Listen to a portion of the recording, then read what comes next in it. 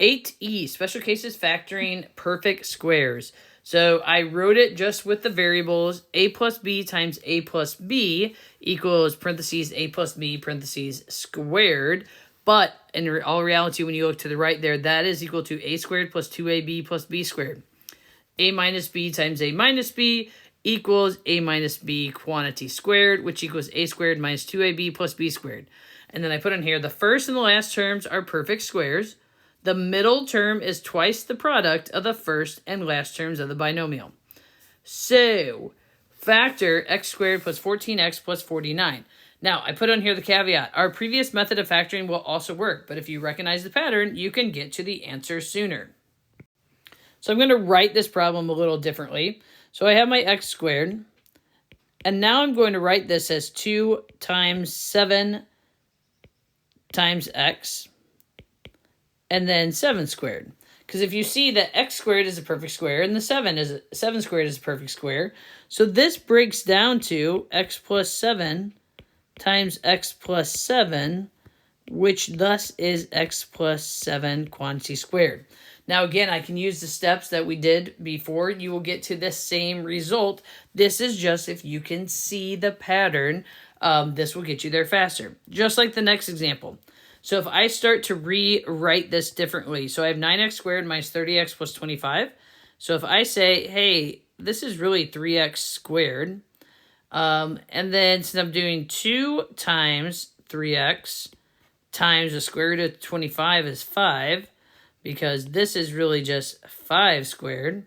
So then that tells me that my parentheses are 3x minus 5 and a 3x minus 5, which then equals 3x minus 5 quantity squared.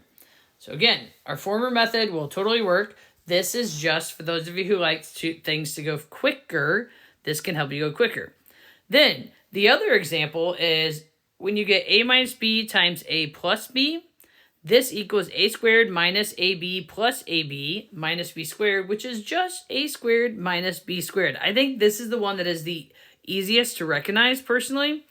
So like you look at this and you have, this is the same thing as x squared minus 3 squared. So your answer is x minus 3, x plus 3.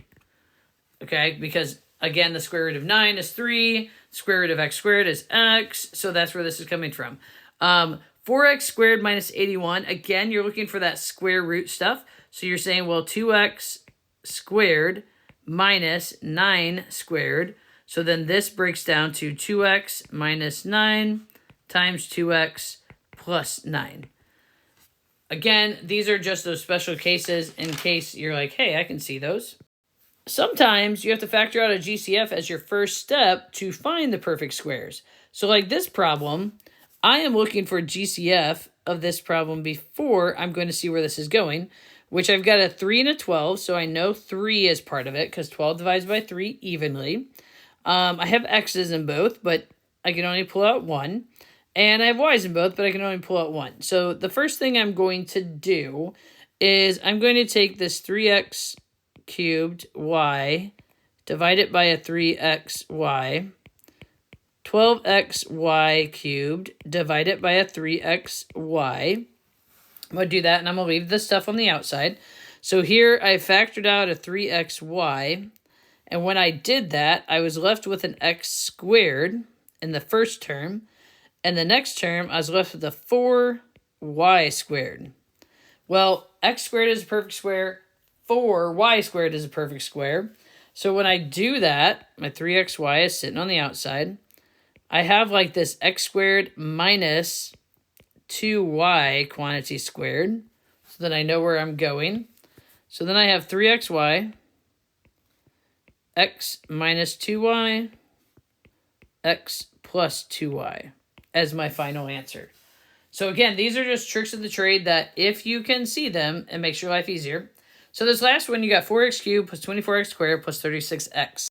So we're looking for what is the GCF, or what is something we can divide them all evenly about and still see my pattern. So if I divide by 4, GCF, okay, I can see that GCF is a 4x, okay, on the outside. So when I'm doing that, when I do that, I'm going to leave 4x on the outside. I have an x squared to start out with, plus 6x plus 9. Well, x squared and 9 are perfect squares, so I can leave that 4x on the outside. And this is the same then as x plus 3, x plus 3. So another way that you could write it, you could leave it exactly as I have it in green, but you could also write it as x plus 3 quantity squared. So again, these are just the special cases. If you can see them, it can cut down some work. If you can't see some of these, you still can get to the final answer. You just may have to do more steps.